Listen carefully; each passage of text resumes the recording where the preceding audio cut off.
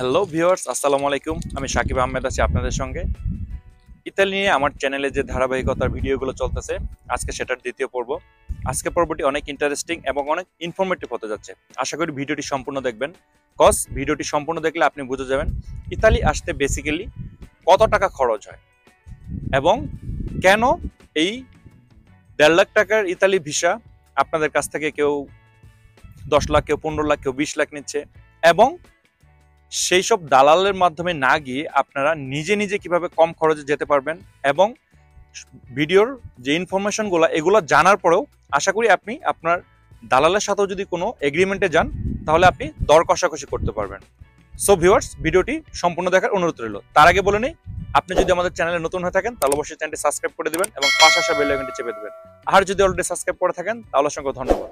So চলুন এবার মূল বিষয়ে আসা যাক। সেটা হচ্ছে ইতালি আসতে আপনার বেসিক্যালি কত টাকা খরচ হতে পারে। ফার্স্ট অফ অল আমি যেটা বলবো সেটা হচ্ছে যে আপনাদের নুলস্তা বের হওয়ার আগে যে রিসিপতটা আপনারা পান, সেই রিসিপতার জন্য মোটামুটি 16 ইউরো খরচ হয়ে থাকে। যদি সেই কোম্পানি কোনো থার্ড পার্টি বা কোনো ভালো একটা লয়ার দিয়ে আপনার জন্য আবেদন করে তাহলে মোটামুটি 200 থেকে 300 ইউরো খরচ হয়। সো আমি এটাই ধরলাম যে আপনার কোম্পানি বা আপনার যে মালিক সে কোনো একটা থার্ড পার্টি এবং ভালো একটা লয়ার দিয়ে আবেদন করছে যাতে আপনার ভিসাটা এবং আপনার নুলস্তাটা ভালোভাবে হয়। সো এখানে মোটামুটি আমি ধরলাম 300 ইউরো। অ্যান্ড দেন তারপর আসি যে আপনারা নুলস্তা পাওয়ার পরে ভিএফএস গ্লোবালে গেলে আপনারা অ্যাপয়েন্টমেন্ট ডেট এবং যে ভিসা বাবদ যে খরচ সেটা মোটামুটি অ্যাম্বাসিকৃত নোটিশ অনুযায়ী সেটা হচ্ছে 116 ইউরো। সো আগে 300 ইউরো, এখন 116 ইউরো। So 416 euro. দেন আপনি ভিসা পেয়ে গেলেন, আপনি ফ্লাই করবেন। সো ফ্লাই করার জন্য আপনার একটা টিকিট কনফার্ম করতে হবে। সো আমি একটা ওয়ান ওয়ে টিকিটের ধরলাম, যেটা আপনার কোম্পানি আপনাকে দিবে না, সেটা আপনারই খরচ আমি ধরে নিলাম। সেখানে মোটামুটি 600 ইউরো হলে এনাফ। সো আগের 300 ইউরো, দেন 116 ইউরো, দেন হচ্ছে 600 ইউরো। এখানে ইন টোটাল আসতেছে 1016 ইউরো। সো এছাড়াও আপনি ইতালি আসার পরে আপনার কিছু খরচ আছে। সেটা হচ্ছে যে আপনি যখন ইতালিতে আসবেন, ইতালি আসার আগ পর্যন্ত আপনি নুলস্তানি ইতালিতে আসছেন, বাট আপনার ওয়ার্ক পারমিট এবং আপনার যে কন্ট্রাক্ট লেটার এগুলোর কার্যক্রমগুলো এখনো বাকি আছে। আমি আমার গত ভিডিওতে বলেছিলাম যে কিভাবে একটা ইতালি ভিসার প্রসেসিং হয়। সেটা যদি কেউ না দেখে থাকেন তাহলে আই বাটনে লিঙ্ক দেওয়া থাকলো, ইনশাল্লাহ দেখবেন। সো ইতালি আসার পর আপনার প্রি ফতুরাতে কিছু কাজ থাকে এবং সেখানে কিছু কস্ট আপনার যায়। সেটা হচ্ছে যে আপনার যদি আপনার পারমিটটা রেসিডেন্ট পারমিট হয়, আই মিন সেটা বিভিন্ন মেয়াদের হতে পারে, seasonal, non seasonal, what ever, but সেটা বিভিন্ন মেয়াদের হতে পারে। যদি আপনার পারমিটটা 6 থেকে 1 বছরের জন্য হয় তাহলে 40 ইউরো খরচ হয়। অ্যান্ড দেন যদি সেটা 1 থেকে 2 বছরের জন্য হয় তাহলে 50 ইউরো খরচ হয়। আর যদি লং টার্ম ভিসার জন্য হয় তাহলে সেটা 100 ইউরো খরচ হয়। সো আমি যে হাই যে খরচগুলো সেটাই ধরলাম, লং টার্ম ভিসারটাই ধরলাম 100 ইউরো। তাহলে আগের 1016 আর এখনকার 100, এ হচ্ছে 1116 ইউরো। অ্যান্ড দেন আমি যে আপনাদেরকে ইনফরমেশনগুলো দিচ্ছি এটা হচ্ছে একদম অথেন্টিক ওয়েবসাইট থেকে। আমি এই ওয়েবসাইটের লিঙ্কটাও ভিডিওতে দিয়ে দিলাম, আপনারা দেখে নেবেন। অ্যান্ড দেন আসি যে আপনার অ্যাডমিনিস্ট্রেটিভ যে খরচগুলো, আই মিন আপনার ওইখানে যাওয়ার পরে আপনাকে যে তারা রেসিডেন্টশিপ দিচ্ছে, আপনার যে ইস্যু হবে, আপনার যে পারমিট ইস্যু হবে, সেই ব্যাপারে যে কিছু খরচ থাকে সেটা কাউন্ট করা যাক।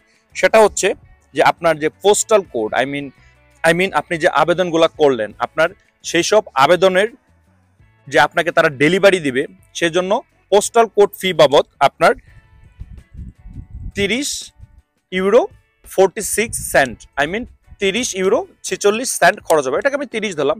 সো ওভারঅল সবকিছু মিলে আরো যে টুকটাক খরচ থাকে সেটা হচ্ছে যে আপনার যে এই দেশে আসার পরে যে আপনি বৈধতা অনুসারে আসছেন এবং আপনি যে একটা বৈধ কাজ করতেছেন। সো আপনারা জানেন যে ইতালিতে সব কাজের বেতন, আই মিন স্যালারির উপর ট্যাক্স দিতে হয়। আপনার যে ট্যাক্স ওপেন হবে তার জন্য আপনার 16 ইউরো চার্জ করবে। ওভারঅল সবকিছু মিলে 1200 সামথিং আসে। ইন টোটালে হিসাব করলে আসবে আপনার 1208 ইউরোর মতো। সো আপনারা যদি এখন এটাকে বাংলা টাকায় কনভার্ট করেন, আজকে মোটামুটি 1 ইউরো সমান 127 টাকা সামথিং যাচ্ছে। ওভারঅল সবকিছু মিলিয়ে এই 1208 ইউরোকে আপনারা কনভার্ট করলে দেখতে পারবেন যে মোটামুটি 1,52,000 বা 53,000 টাকা। এটাকে আমি ধরে নিলাম 1.5 লক্ষ টাকা। সো এই 1.5 লক্ষ টাকার ইতালি ভিসা কেন আপনারা কেউ 10 লাখ, কেউ 12 লাখ, কেউ 15 লাখ, কেউ 20 লাখ দিয়ে নিচ্ছেন? তার রিজনটা কি?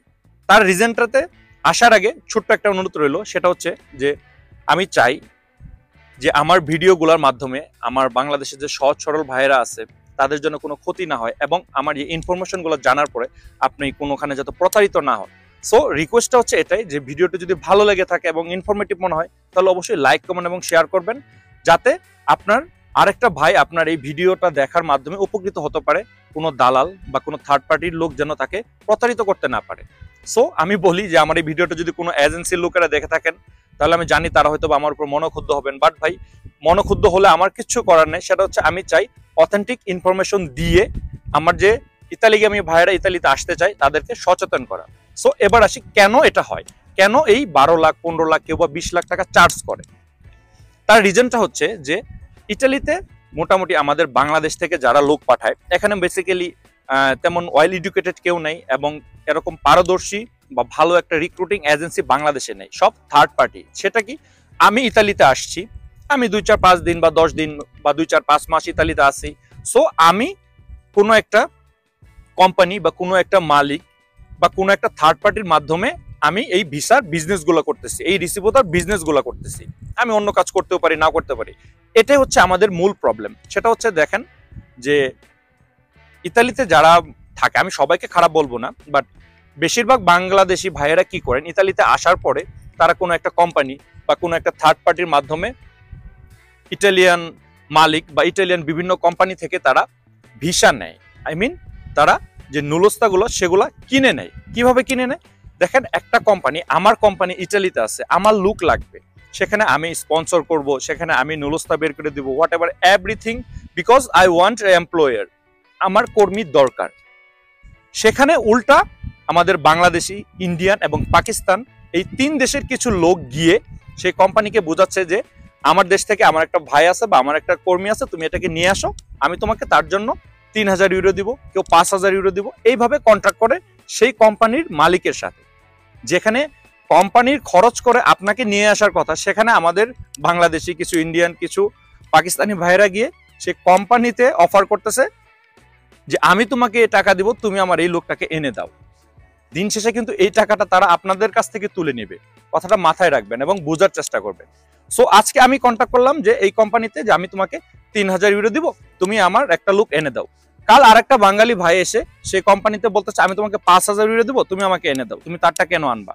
সো এইভাবে আমরা এই আমাদের যে ইতালিতে যে শ্রম বাজারটা একদম নষ্ট করে ফেলছি, যার জন্য এখন ইটালিয়ান যে মালিক বা কোম্পানিগুলো তারাও এই টাকার লোভে, তাদের কাগজপত্র ঠিক না থাকলেও তারা জাস্ট নুলস্তাটা বের করে দিয়ে টাকা পয়সা নিয়ে নেয়, এবং সেই নুলস্তাগুলো আমাদের বাংলাদেশি ভাইদেরকে দিয়ে এজেন্সি বা থার্ড পার্টি, এলাকার খালাতো পাড়াতো মামাতো ভাই, তারা টাকা নিয়ে নেয়। দেখেন, সেই নুলস্তাগুলো আপনারা জানেন, আমার বিগত অনেক ভিডিও আছে ইতালি নিয়ে, আপনারা চাইলে দেখতে পারেন। ইটালির অরিজিনাল নুলস্তা পাওয়ার পরেও অনেকেই ভিসা পাচ্ছে না, কারণ 10 দিন বা 15 দিন পরে সেই নুলস্তাটা আবার অনলাইন থেকে তারা রিমুভ হয়ে যাচ্ছে। সো এইরকম ভাবে প্রতারিত হওয়ার থেকে আমি বলবো যে এর একটা সহজ ওয়ে বা সলিউশন আছে। সেটা হচ্ছে যে ইউরোপে সবারই আত্মীয় স্বজন থাকে না, বাট আপনারা চেষ্টা করবেন যে ইউরোপে যদি, আই মিন ইটালিতে যদি আপনার কোনো আত্মীয় স্বজন বা অতি নিকটের কেউ থেকে থাকে, আপনি তাকে অফার করেন, বিকজ সে হয়তো ইটালিতে অনেকদিন থেকে কাজ করতেছে, অনেকটা কোম্পানির সঙ্গে ভালো একটা সখ্যতা আছে এবং বিশ্বস্ত। আপনারা তাদেরকে তাদেরকে বলেন যে আমাকে এইভাবে নিয়ে যাওয়ার চেষ্টা করো। সো এই ক্ষেত্রে যদি আপনারা এইভাবে চেষ্টা করেন, তাহলে আপনার সেই 15 লাখ 20 লাখ টাকা খরচ হবে না।